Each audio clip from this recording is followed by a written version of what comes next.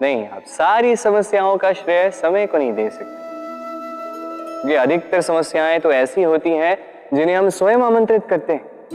ये समस्याओं आओ, मैं आपकी प्रतीक्षा कर रहा हूं। कैसे? अब ये निर्भर करता है आपकी हाँ और ना पर। अधिकतर समस्याएं इसलिए आती क्योंकि हम बार बार हाँ कहते जाते हैं, और अधिकतर समस्याएं इसलिए आती हैं क्योंकि हम उचित समय पर ना नहीं कह पाते। इसलिए बिना सोचे समझे किसी भी बात या किसी भी प्रस्ताव का समर्थन करना आपको बहुत बड़े संकट में डाल सकता है।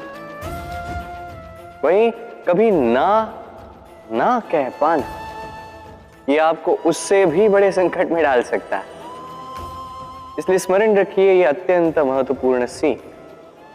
सदैव सोच समझकर ही हाँ कीजिए और दृढ़ता के साथ ही ना कीजिए, और विश्वास कीजिए आपका जीवन अत्यधिक सुखमयी हो जाए। लोग मुझसे कई बार पूछते हैं, कान्हा, रुक्मिणी तो तुम्हारी अर्धांगिनी है, फिर क्यों उसकी ये यात्रा इतनी कठिन?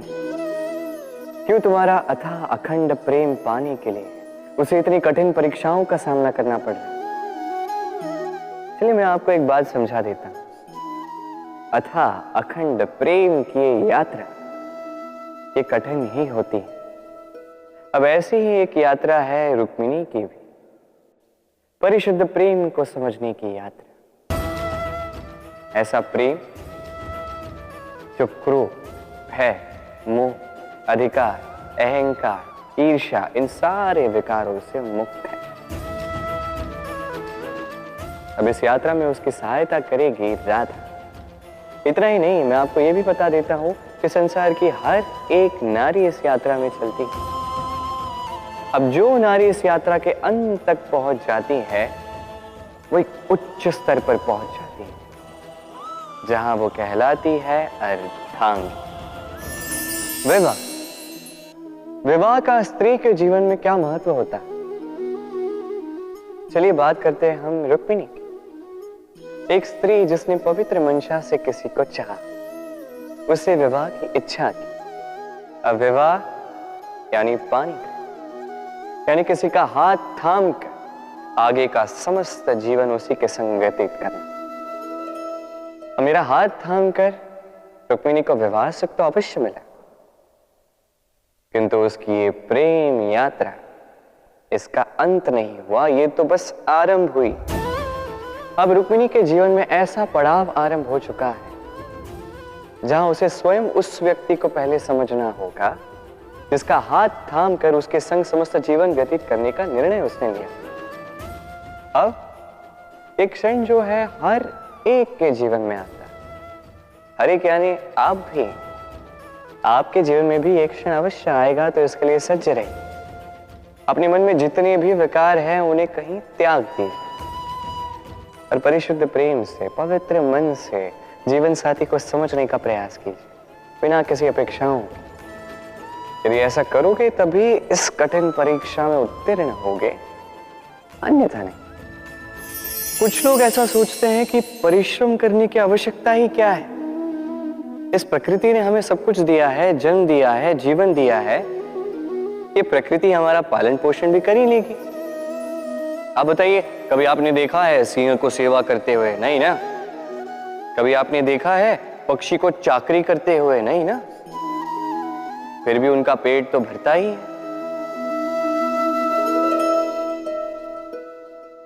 चलिए आपकी ये बात मैं मान लेता।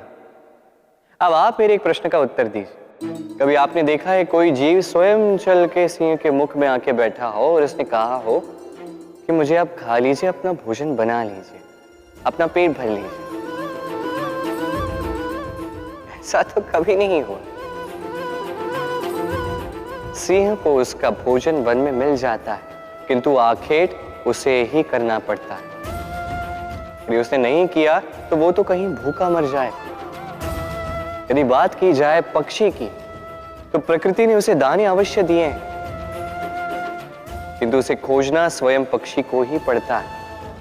स्वयं को जीवित रखने के लिए घोंसला बनाना पड़ता है, जिसके लिए भी अत्यधिक परिश्रम करने पड़ते हैं। इस परिश्रम से दूर मत भागिए, क्योंकि यही परिश्रम दूर दूर तक आपका भाग्य बनाता है। जीवन में आगे बढ़ने के लिए आपको परिश्रम करना ही पड़ेगा। तो किसी भी वस्तु या जीव का आकार, स्थिति, परिस्थिति या बल देखकर आप उसकी क्षमताओं का अनुमान लगा सकते हैं? कदापि नहीं। चलिए मैं आपको उदाहरण देता हूं एक तलवार का। एक तलवार जिसे आप बड़े बड़े युद्ध जीत सकते हैं, बड़े बड़े राजाओं को परास्त कर सकते हैं। चलिए आपने ये तलवार किसी को दिखा दी और उससे उसके वस्त्र छीन लिए। अब सोचिए, जब वो वस्त्र फट जाते हैं तब एक छोटी सी सुई ही चमत्कार दिखाती, तब तलवार किसी काम नहीं आती।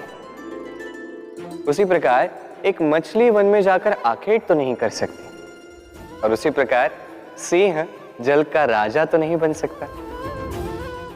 हर एक की अपनी अपनी दुर्बलता है, हर एक का अपना अपना बल है, और इस प्रकृति ने सबको इस प्रकार से बनाया है कि हर एक में कोई न कोई विशेषता होती ही है।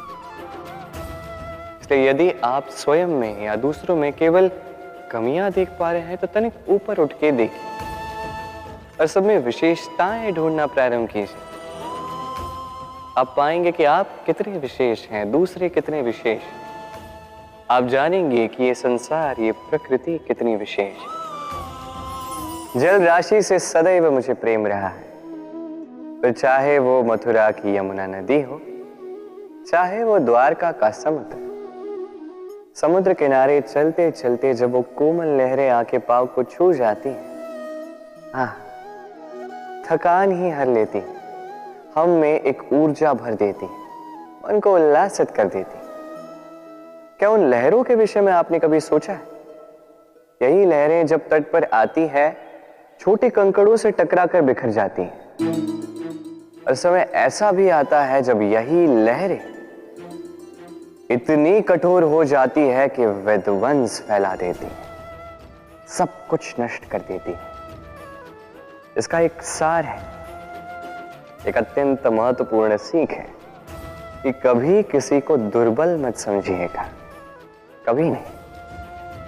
क्योंकि ये दुर्बलता, ये जब अपने वास्तविक बल का भान करती है, प्रबल विनाश मचाती है। इसलिए किसी की विनम्रता, किसी की कोमलता का सदैव सम्मान करें। राधे राधे। राधा कृष्ण कृष्ण कृष्ण कृष्ण